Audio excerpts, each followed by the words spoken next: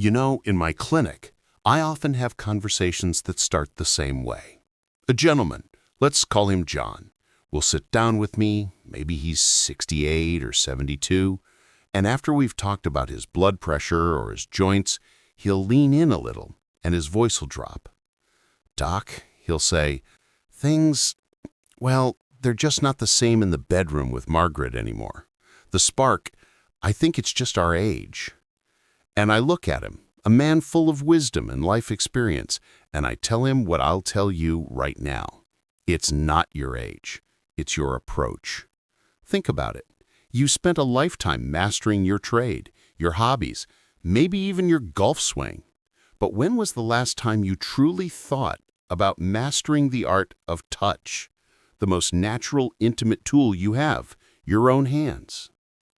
Many of us, we reach a certain point and we assume we know all there is to know.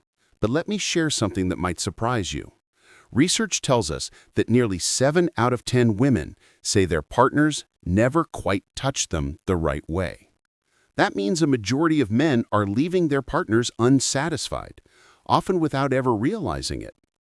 This isn't about blame. It's about a gap in understanding, a gap we can absolutely bridge. The passion doesn't have to fade. In fact, it can become deeper, more meaningful, and more satisfying than you might ever have imagined, even and especially after 50, 60, and beyond. That's what we're going to talk about today. I'm Dr. Mohit Kara, and for over 30 years, I've helped men like you rediscover confidence, vitality, and a profound sense of connection with their partners. Today, I'm going to share with you the foundations of using your hands to create not just pleasure, but a level of intimacy that can truly transform your relationship. So let's begin at the very beginning, with the single most common mistake I see and the easiest one to fix. So many of us, we get in the mood and we think the goal is to get from point A to point B as quickly as possible. But intimacy, true intimacy, isn't a race. It's a slow, meandering walk together. And that means the warm-up isn't optional. It's the entire foundation. Think of it like starting a classic car on a cold morning. You don't just turn the key and slam the foot on the gas. You let the engine idle for a bit. You let everything warm up gently, so it runs smooth and powerful when you're ready to go. Your partner's body is very much the same. As women age, their bodies change. Hormonal shifts can mean natural lubrication takes a little longer to arrive. Arousal can be a slower, more gradual process. There might be a touch of anxiety, a worry about whether she can still respond the way she used to. When you skip the warm-up, you're not just skipping a step, you're asking her body to perform before it's ready. And that can lead to discomfort or even pain, which of course makes her pull away, not just physically, but emotionally. I remember a patient, a lovely man in his early 70s, who was so frustrated because his wife would often tense up when he initiated intimacy. He thought she'd just lost interest in him. When we talked, he admitted he'd usually move quite quickly to what he thought was the main event. I encouraged him to try something different. For the next few weeks, his only goal was to slow down, to spend 15, 20 minutes just being together, to hold her, to stroke her hair, to trace patterns on her back, to kiss her neck and whisper how much he appreciated her. He came back to my office with a look of pure wonder. He told me, "Doc, it was like meeting her for the first time again. She was relaxed, she was smiling, and she was the one who reached for me." That shift from rushing to being present changed everything for them. The warm-up is your way of communicating without words. I am here with you. Your pleasure, your comfort is my priority. It tells her that this is about connection, not just conclusion.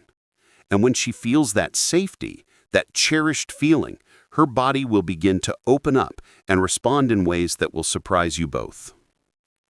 Now, once you've set the stage with a proper warm-up, the next mistake is to assume that the natural next step is to go straight inside.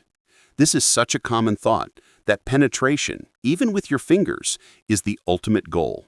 But let me be clear, it is only one part of a much larger and more beautiful journey. Rushing inside is like being invited into a beautiful, serene garden and immediately running to the back gate without stopping to smell the roses. You're missing the entire point of the experience. Her most sensitive areas, the ones that can bring her the most powerful pleasure, are mostly on the outside. The clitoris is the epicenter of female pleasure, and it's right there outside the vagina. By rushing past it, you're bypassing the very engine of her arousal. Instead, your first destination should be the areas around it. Use your fingers to trace slow, gentle circles on her inner thighs, to softly stroke the outer lips. Let her body guide you. Listen for the sharp intake of breath. Feel for the way her hips might subtly shift towards your hand.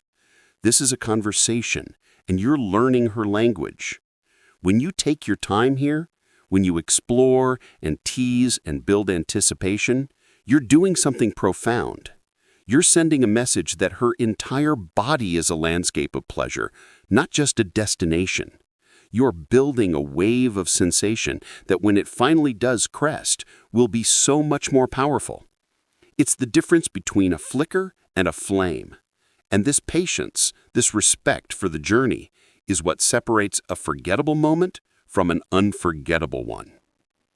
And this leads us directly to the third key, which is all about the quality of your touch once you do begin to make contact.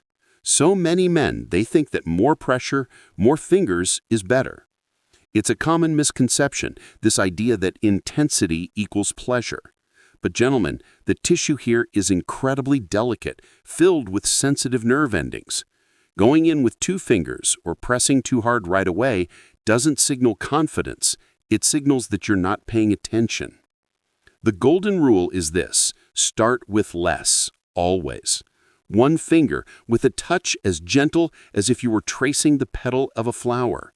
You are exploring, not performing. I worked with a man who was convinced his partner had simply lost her ability to feel pleasure. He'd always use firm pressure, thinking that's what was needed. I asked him to try an experiment. For 1 week, he was to use only 1 finger and to focus on being so gentle that it was almost a whisper. When he came back, he was a changed man. He told me, "Doc, she didn't just respond, she melted. I felt her whole body relax under my hand for the first time in years." That gentle touch communicated care and patience in a way words never could. It built a trust that allowed her to finally let go. So you've set the mood with a warm-up. You've taken your time exploring the outer areas with a gentle, patient touch, and you've built a foundation of trust and anticipation. Now, what about the world of sensation that exists just inside? Well, that's a conversation all its own, and it involves a little bit of anatomy, a little bit of technique, and a whole lot of listening. But before we move on to that, there's one more absolutely critical piece we have to talk about. Something so simple, so basic, that it's often the very thing that gets overlooked, and it can make or break the entire experience before you've ever even begun. If this conversation is resonating with you, if it's bringing up questions or a sense of hope, then please do me a favor and take a second to like this video and subscribe to the channel. It truly helps me reach other gentlemen like you who can benefit from this knowledge. And I would be so grateful if you'd share your own thoughts or experiences in the comments below. Your journey could be the inspiration someone else needs. Stay blessed. And it can make or break the entire experience before you've even begun. I'm talking about your hands themselves. Now, this might seem so straightforward that it's almost silly to mention, but gentlemen, in my practice, I cannot tell you how often this simple issue is the silent saboteur of intimacy. I'm talking about hygiene. Your hands are about to touch the most delicate and vulnerable part of your partner's body. If your nails are rough or have a sharp edge, if your hands are dry and cracked from working in the garage or the garden, or if you simply haven't washed them since you came in from outside, you are not just risking causing her discomfort, you are risking her trust. And once that trust is broken in such an intimate moment, it can be very difficult to rebuild. I recall a gentleman, let's call him Robert, who was genuinely perplexed. He told me, "I'm doing everything you said, Doc. I'm going slow, I'm being gentle, but she still flinches when I touch her." When I gently probed a little deeper, I asked him about his nails. He laughed and said, "My nails? I'm a retired mechanic, Doc. I've had dirt under these nails for 50 years. His wife later confided that his rough, sometimes gritty hands had scratched her more than once, making her feel anxious and on edge rather than aroused and relaxed. So Robert made a small change. He bought a nail file and kept it by his sink. He started using a good moisturizer. It became a simple 5-minute ritual before he and his wife were intimate. When he came back to see me, the difference was night and day. He said, "She doesn't tense up anymore, Doc. She actually sighs and leans into my hand now." Such a small, simple act, but it communicated so much care and respect that it completely transformed their physical connection. You see, this isn't just about being clean. It's about being considerate. It's a nonverbal way of saying, "I have thought about you. I have prepared for this moment with your comfort and pleasure in mind." When she sees that you've taken that care, her mind can let go of any worry and her body can truly soften into your touch. It's the final, crucial step in setting the stage. Now, with that foundation of trust firmly in place, let's talk about what happens when you do move inside. This is where many men have heard about a kind of mythical place, the G-spot, and either don't believe it exists or have tried and failed to find it. Let me assure you, as a physician, it is very real. But the problem is rarely the anatomy. It's almost always the approach. It's not about jabbing or probing like you're trying to find a secret button in the dark. Think of it not as a spot, but as an area. It's located about an inch or two inside the vagina on the front wall. That's the side that would be facing her belly button. If you slide one finger in gently and make a soft, curling motion upward, like you're gently beckoning someone towards you, you might feel a slightly different texture there. It often feels a little spongier or more ridged compared to the surrounding smoothness. That's it. That's the place. But the key is in the motion. It's not a frantic in and out. It's a slow, rhythmic, come-hither pressure. It's a gentle pressing and releasing, almost like a slow, persistent whisper. I remember a patient, George, in his late 60s, who told me he and his wife had a good sex life, but it had become a bit predictable. I introduced him to this idea, and he was skeptical, but willing to try. He went home, and instead of his usual routine, he focused on this slow, curling motion, paying close attention to how his wife responded. When he came for his next visit, he had a gleam in his eye.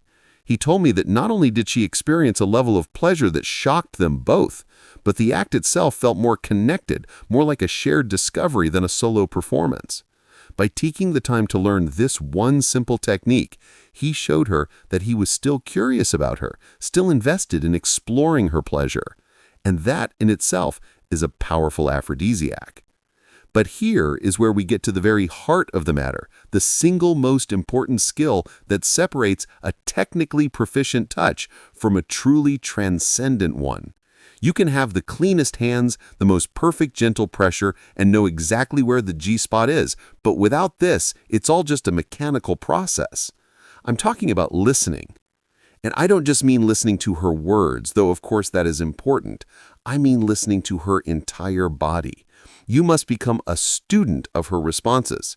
Is her breathing deep and slow, or is it quick and shallow? Is her body soft and pliant beneath your touch, or are there little muscles tensing in her stomach or in her thighs? Is she making small, involuntary sounds, or is she holding her breath in silence? This is the real-time feedback that matters more than any script or technique I could ever give you. Every woman is unique. What drives one woman wild might do very little for another. The secret isn't in memorizing a map, it's in learning to read the terrain in the moment. I think of a man named Arthur who was so focused on doing it right that he had a mental checklist he was running through. He was so busy in his own head that he was completely missing the signals his wife was giving him. I told him to forget the checklist for one night. His only job was to touch her and to watch her, to notice everything. He later told me that when he saw her breath catch as he changed the angle of his fingers just a little bit, it was like a lightning bolt of understanding. He wasn't just performing an action anymore. He was having a conversation. He said, "Doctor, for the first time in years, it felt like we were truly doing this together." That's the magic. That's the shift. Listening tells her that you are present with her, not just with your own idea of what should be happening. It builds a feedback loop of trust and responsiveness that makes the pleasure exponentially greater for both of you. But all of this, the technique, the listening, the trust, it all rests on one final foundational pillar. Without it, everything else feels hollow. With it, everything else is amplified into something truly meaningful and lasting. If you're finding this helpful, if it's opening up new possibilities for you, please do let me know in the comments below. Your stories and questions inspire everything I do. And if you haven't already, please like this video and subscribe to the channel. It helps me continue this important work and bring this conversation to more couples who need to hear it. Stay blessed. Without it, everything else feels hollow. With it, everything else is amplified into something truly meaningful and lasting. I am talking about the emotional connection. Gentlemen, this is the secret ingredient, the final piece that makes all the technical skills we've discussed come alive in a way that can truly transform your intimacy. You see, you can have the most perfectly executed technique, but if your heart isn't in it, if you're not emotionally present, she will feel it. A woman's ability to feel pleasure is deeply, inextricably linked to how safe, cherished, and connected she feels in that moment. It's not just a mental thing, it's a physical one. When she feels emotionally safe, her body responds. Her muscles relax, blood flow increases, and her entire nervous system becomes more receptive to touch. It's the difference between a mechanical action and an electric connection. I will never forget a patient, a wonderful man in his early 70s named David. He came to me and he was genuinely disheartened. He had read all the books, he was practicing the techniques we discussed, but he told me, "It's still not working, Doc. She says it feels nice, but that's all. Just nice." I asked him a simple question. "David," I said, "when you were touching her, where is your focus? Is it on doing the come hither motion correctly, or is it on her?" He was quiet for a moment, and then he admitted that he was so inside his own head, worrying about the right pressure and the right spot, that he had almost forgotten to be with her. So I gave him a new assignment. For the next time, his only goal was to maintain eye contact, to whisper how beautiful she looked, to tell her one thing he loved about her that day. He wasn't to worry about the outcome, only the connection. He returned to my clinic a few weeks later, and the change in him was palpable. He said, "Moet, it was a revelation. I looked into her eyes, and I saw the young woman I fell in love with. I told her I loved the way she laughed with our grandchildren, and she teared up. And when I touched her, it was different. It was like we were one person. The pleasure for her was so intense, and for me, it was the most profound experience of our entire marriage." That wasn't because of a new finger technique. That was because he rediscovered the heart behind the touch. This is your greatest advantage. At this stage in your life, you are not a young man in a hurry. You carry a lifetime of shared memories, of weathering storms together, of building a family. You have a depth of love and a capacity for patience that is uniquely yours. This is the wisdom that younger men are still striving for. So bring that into your intimacy. Let your touch be an extension of your love, not just your knowledge. Let everything we've discussed flow together. The warm-up is your act of patience. The gentle touch is your act of care. The exploration is your act of curiosity. The hygiene is your act of respect. The listening is your act of devotion, and the emotional connection is the thread that ties it all together, the glue that makes it all matter. So, gentlemen, as we bring our conversation to a close, I want you to remember this. Your age is not a limitation on your capacity for passionate, fulfilling intimacy. In fact, it is your greatest asset. You have the time, the wisdom, and the profound love to make this chapter of your relationship the most connected and satisfying one yet. It's not about recreating the passion of your youth. It's about discovering the deeper, richer, more meaningful passion that is only possible now. You have the power to transform not just your love life, but the very fabric of your relationship by embracing these principles. It starts with the decision to slow down, to listen, and to touch, not just with your hands, but with your whole heart. If this series has been valuable to you, if it has given you hope and practical tools, I would be so grateful if you would share this video with a friend or a brother who might also benefit. Let's spread this message of hope and connection. And please let me know in the comments what your biggest takeaway has been. Your journey inspires me. Don't forget to like this video, subscribe to the channel, and ring that notification bell so you don't miss our future conversations about living your best, most vibrant life. Remember, the best is yet to come. Stay blessed, my friends.